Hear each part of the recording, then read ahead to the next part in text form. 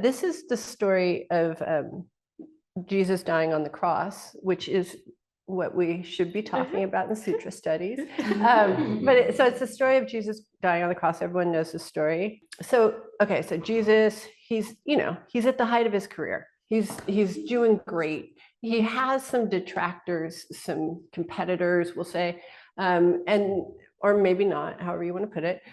So he has some detractors and that aren't thrilled with the fact that he's picking up some steam, and he then at his pinnacle, right at the height of his career, right when he's just ready to bust through, he gets brought down, and then he dies, and then and then he rises again. That's most of what people know of this story.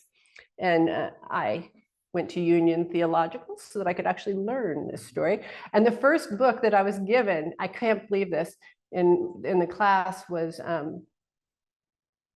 Eros and the Testament. They didn't know me. Wow. And that was the book I got in the first day in class, which was, I thought, okay, this works.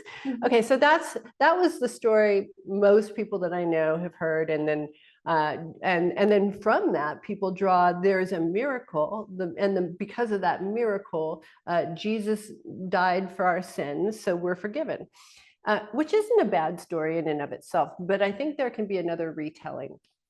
And I think what we can look at is, and so the idea is that he was punished, right? He was punished. I mean, the crown would seem to signify that, and then brought down. I look at it like this. So Jesus took the upward path, and what he discovered is that it's kind of finite. At a certain point, you can only go horizontally rather than vertically. And so he's there, he's doing a great job. And all of a sudden, what if it's not that he was being punished? What if it's that he did such a great job that he got to go to the next part of the journey? He got invited down by different forces. Down, as we've talked about, to Persephone, the mycelium husk, the mycelium network.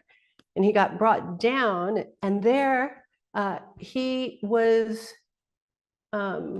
relieved. He was relieved of all of the things that you have to be when you're the one. First of all, when you're separate as he was considered the chosen son of God, the one, right? So you're separate, you're the best, you're the dominant voice. You're here to dictate how things should go. And that in our culture is seen as the best place to be. But what if he got brought down, relieved of all of that? And what if the real story is the real end to that story? And that is that he was brought back up. Does anybody know as what? See? A humble, anonymous gardener. That's the part we don't hear. And what if that's the reward? And what if that's the end of the story that we aren't told? And because we aren't told, we're just stuck in this portion of it. Instead of seeing that as the state, the de-selfing that we heard about, that is the state that we're looking to get to. In a place where we're one with, not recognized, and tending to. If that's the case, then I think that's a great story.